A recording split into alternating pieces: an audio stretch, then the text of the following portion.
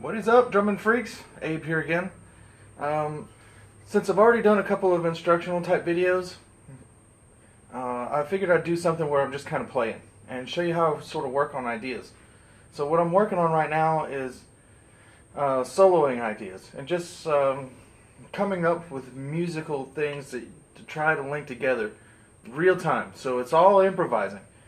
So, you know, everybody that knows me knows that I come from a jazz background, those kind of things. So I really dig that stuff in the way the old school guys, Joe Morello's, Louis Bellson, Gene Krupa, Buddy Rich, obviously,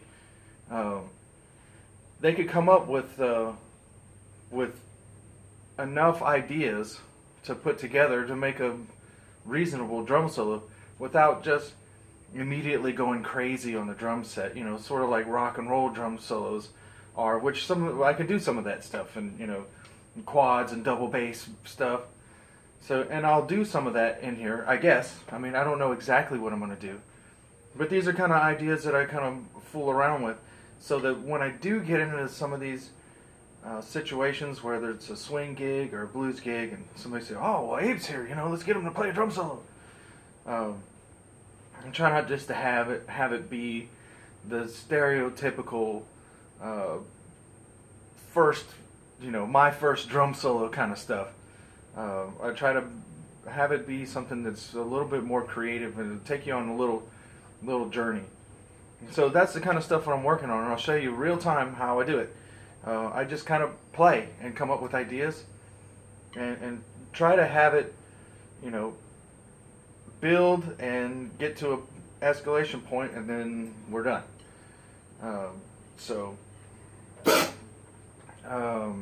That's just the way that I practice, and I don't always practice that way. Sometimes I'll practice where it's a really regimented thing and I'm working on something very particular, whether it's a coordination thing or whatever. But this is the way I like to do it, and it feels like I can really get my movement going and ideas going and the juices flowing. So I like to do this at least for a couple minutes when I sit down to practice this kind of thing. Just it helps me get warmed up and helps the ideas start flowing. And I'm kind of used to it. So there it is. So I'll play for you guys a little bit this time, and I hope you enjoy it, and hopefully I come up with some cool ideas. So here we go. Don't forget to wear your earplugs, kids. It's very important.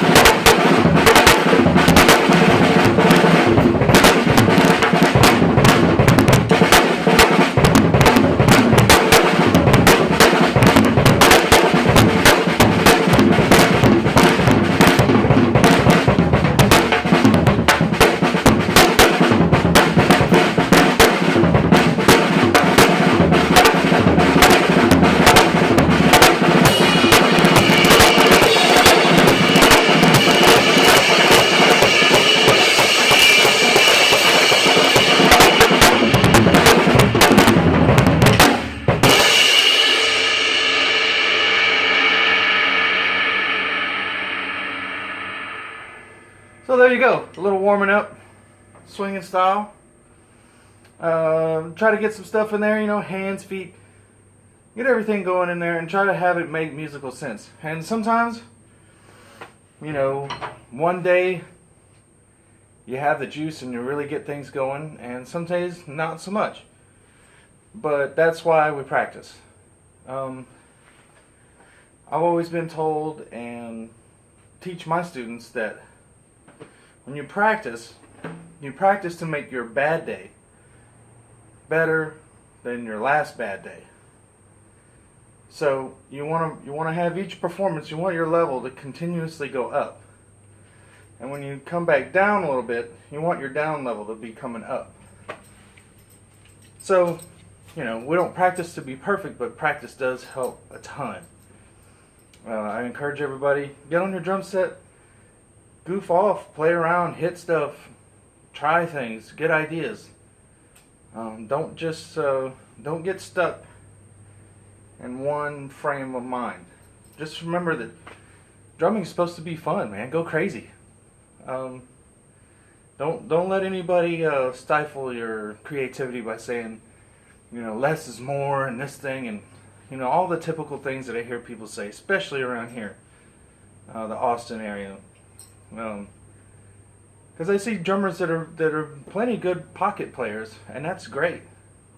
But you know, I can't call those guys for a blues gig or a jazz gig or whatever. And I always thought that Buddy Rich said the right thing in a particular interview. He said, "A drummer is a drummer, and he should be at home in any situation. Doesn't matter if it's rock, blues, country, metal." Whatever. You're a drummer. If you can play, your abilities should take you to a point where you can sit down at just about any kind of gig and make it happen. Now, it doesn't necessarily mean that when you go to a rock gig you need to be Neil Peart.